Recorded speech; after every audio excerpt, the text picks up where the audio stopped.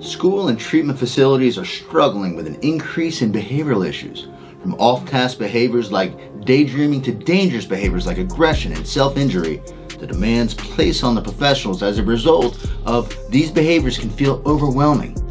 As a result, morale is down and attrition is up. Moreover, the populations being served are not having their educational or treatment needs being met. Staff in these organizations crave an environment where individuals are engaged in their education and treatment, one where they also feel invested and productive. Moreover, both the individuals and the staff serving them want to feel safe.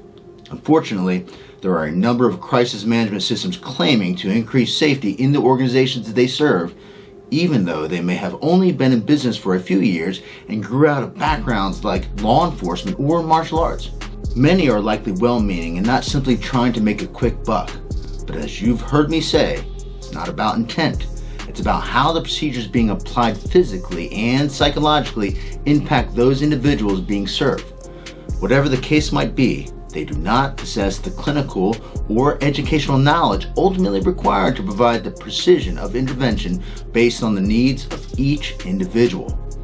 In addition, there is a very good chance that the procedures have not undergone the rigorous testing and evaluation required to ensure safety for all. Sure, the procedures might seem fine during training and work well for self-defense. However, many procedures can actually lead to dangerous and even life-threatening situations. Moreover, many of these procedures can do great harm to the therapeutic and educational relationship, something that law enforcement and martial artists traditionally don't have to be concerned with because of the single event nature of their interactions. In other words, they have not been in the business of having to provide therapy or education to individuals after a restraint. At PCMA, our procedures have been tested and validated through millions of trials that have occurred across the world for more than 4 decades over hundreds of thousands of different conditions. For example, different types of facilities, different types of professionals, different types of disorders, different magnitudes of behaviors, etc. In addition, we have had our procedures medically evaluated by a medical doctor. In this video, I will cover 5 areas that you need to consider for having your crisis management system evaluated in. Okay, here we go. First up, how suitable are the techniques for various populations, including young people and adults? This means that each set of procedures should be evaluated to determine if they are physiologically sound with respect to the size, age, and functioning level of an individual. In other words, are the procedures physically safe? The next thing to consider is if there is any psychological impact of the crisis management techniques. That is to say, is the stress minimized by ensuring there is no awkward or painful positioning as part of the procedure? And do the procedures consistently require least restrictive techniques based on the behavior of the individual? At PCMA, we employ a system of shaping and fading which requires responding within 3 seconds to the behavior of the individual to guarantee the least restrictive procedure is being used at all times. But crisis management isn't just about the individuals we are trying to keep safe. You must also consider if there are any potential risks of harm to staff members who are required to apply the techniques. The third thing to consider is not just the procedures, but also the number of people required to carry them out safely. Oh, and then there must also be a component that includes post-training observation and competency-based evaluation before being certified to use the procedures. This is very important for safety. Now, beyond any obvious potential impact to the physical and psychological well-being, the fourth thing to consider is if there is any potential risk of harm to health or any safety implications at all for the individual being served. Staff need to be trained to observe for signs and symptoms that require immediate response and the appropriate remedial actions to take. The safety of the physical environment should also be taken into consideration. For example, does any prone or supine procedure require safety equipment like a foam mat, or are individuals being restrained on the hard ground?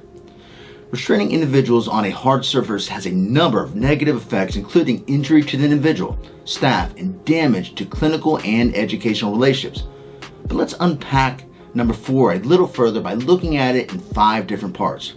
The first thing to consider is extremely important as it has led to death. This has to do with positional asphyxia.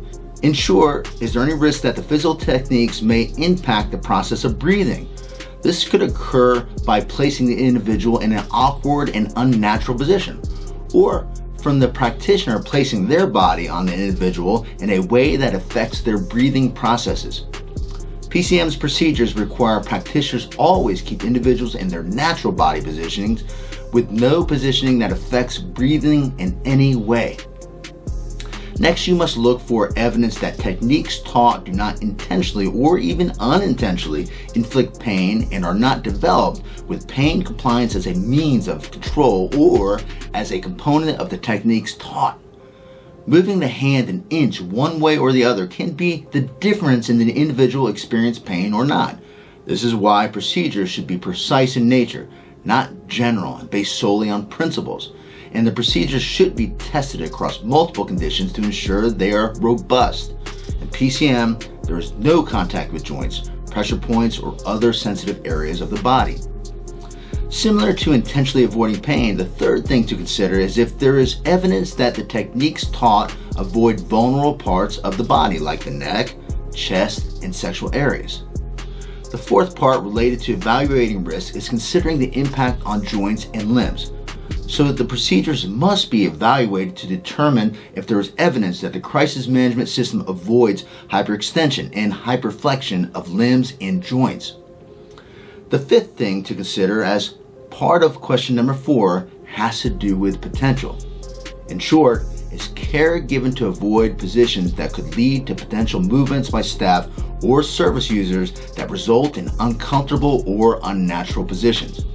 While a procedure looked at in isolation might appear safe, how great is the potential for error? And what are the ramifications of this error? The final area to consider when medically evaluating your crisis management system has to do with training.